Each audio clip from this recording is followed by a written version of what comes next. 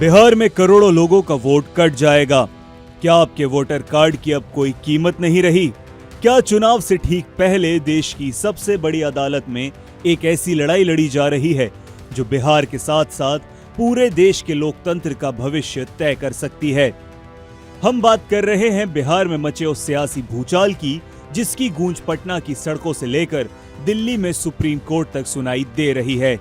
मामला है special intensive revision SIR, यानी मतदाता सूची की एक ऐसी जांच जिसने विपक्ष को सड़कों पर उतरने के लिए मजबूर कर दिया है और चुनाव आयोग को कटघरे में खड़ा कर दिया है।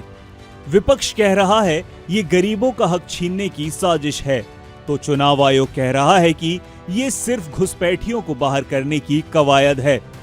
सुप्रीम कोर्ट ने इस प्रक्रिया पर रोक तो नहीं लगाई, लेकिन चुनाव आयोग से ऐसे तीखे सवाल पूछे कि पूरा मामला ही पलट गया है। तो चलिए आज डिकोड करते हैं इस पूरी लड़ाई को। मामला आखिर है क्या? सुप्रीम कोर्ट के अंदर जजों और वकीलों के बीच क्या हुआ? और सबसे बड़ा सवाल, अब आगे क्या होगा? आखिर ये SIR का पूरा बवाल है क्या? सबसे पहले ये समझिए कि स्पेशल इंटेंसिव रिवीजन यानी कि SIR है क्या। चुनाव आयोग ने कहा कि बिहार में तेजी से शहरीकरण हुआ है, लोग एक जगह से दूसरी जगह गए हैं और विदेशी अवैध प्रवासियों के नाम भी लिस्ट में शामिल हो गए हैं। इसलिए हम वोटर लिस्ट को साफ सुथरा करने के लिए गहन जांच कर रहे हैं। SIR का मकसद गैर नागरिकों को हटाना।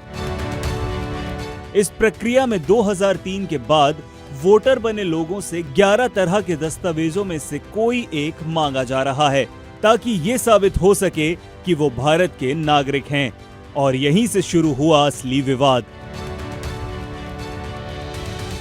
विपक्ष का विरोध और सड़क पर संग्राम। जैसे ही ये प्रक्रिया शुरू हुई, विपक्ष ने मोर्चा खोल दिया। कांग्रेस, RJD समेत इंडी गठबंधन की 9 पार्टियां सुप्रीम कोर्ट पहुंच गईं। उनका आरोप है कि ये प्रक्रिया जानबूझकर चुनाव से ठीक पहले शुरू की गई है ताकि गरीबों, दलितों और महिलाओं के नाम लिस्ट से काटे जा सकें।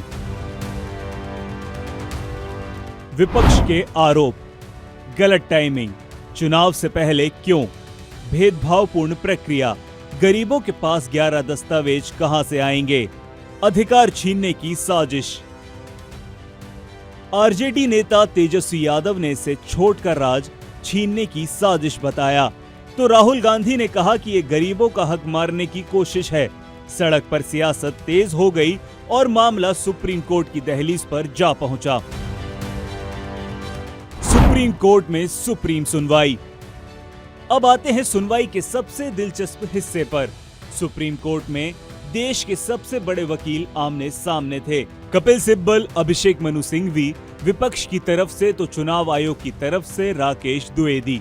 जस्टिस सुधांशु धूलिया ने चुनाव आयोग से सीधा सवाल पूछा, जज, आपकी कवायद समस्या नहीं है, समस्या समय की है। आप विधानसभा चुनाव से ठीक पहले ये सब क्यों कर रहे हैं? ये अलग से क्यों नहीं हो सकता? याचिकाकर्ताओं के वकीलों ने कोर्ट को बताया कि ये प्रक्रिया मनमानी है। वकील, आप आधार कार्ड और वोटर ID कार्ड को ही सबूत नहीं मान रहे, जिसे खुद चुनाव आयोग जारी करता है। ये कैसा नियम है? इस पर कपिल सिब्बल ने नागरिकता को लेकर सबसे बड़ा सवाल खड़ा कर दिया। कपिल सिब्बल, नागरिकता तय करने का अधिकार चुनाव आयोग को किसने दिया? ये काम तो गृह मंत्रालय का है। अगर आप मेरा नाम काटना चाहते हैं तो आप साबित कीजिए कि मैं नागरिक नहीं हूं। बोझ मुझ पर क्यों डाला जा रहा है? कोर्ट ने भी इस बात पर सहमति जताई। जस्टिस धूलिया ने एक बेहद महत्वपूर्ण बात कही, जज, एक बार मतदाता सूची फाइनल हो गई तो अदालतें उसे नहीं छुएंगी।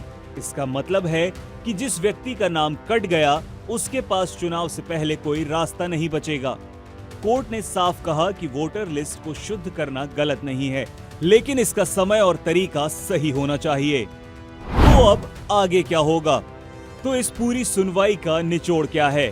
पहला, सुप्रीम कोर्ट ने फिलहाल SIR प्रक्रिया पर रोक लगाने से इनकार कर दिया है, यानी बिहार में वेरिफिकेशन का काम चलता रहेगा। ये विपक्ष के लिए एक झटका है।